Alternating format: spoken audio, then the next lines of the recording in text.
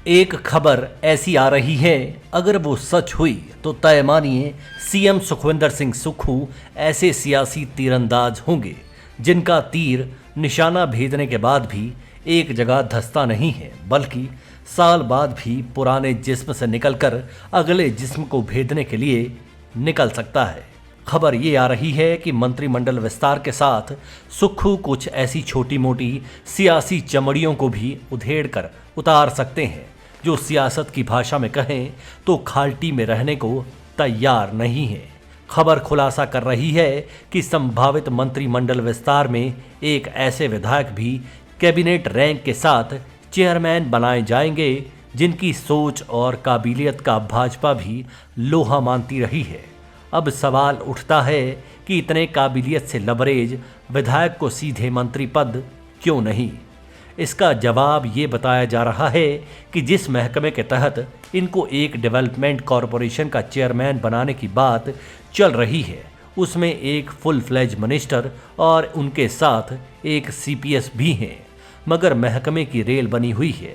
Vision तो दूर की बात, इन तैनात नेताओं का पॉलिटिकल टेलीविजन भी सरकार के सिग्नल को ढंग से रिसीव करके जनता में डिस्ट्रीब्यूट नहीं कर पा रहा है।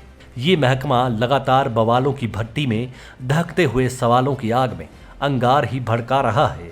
पॉलिटिकल इंडस्ट्री में मंदी का सबब ये महकमा बना चला आ रहा है। ऐसे में माना जा रहा है कि सीएम साहब इस नई नियुक्ति से मंत्री और सीपीएस में चल रही जंग से भी निजात हासिल कर लेंगे।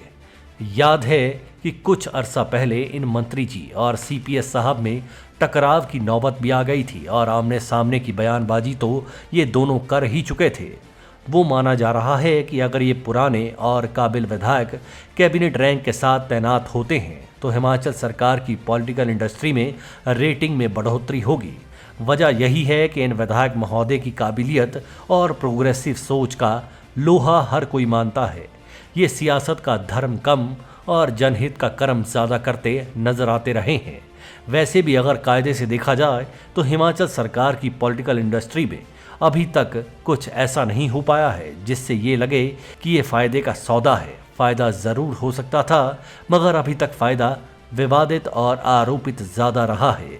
कबाड़ हो फिर कुछ और, अभी तक सियासत की इंडस्ट्री में प्रदूषण ज़्यादा नज़र आता है।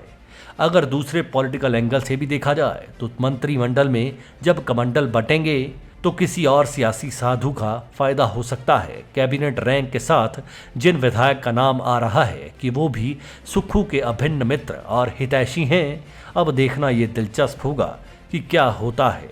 और जो होने का कयास लगाए जा रहे हैं, अगर वही हुआ तो तय मानिए सुक्खू भक्त यही कहेंगे कि सुक्खू भाई तुसी ग्रेट हो। Manish Kaul, black and white news.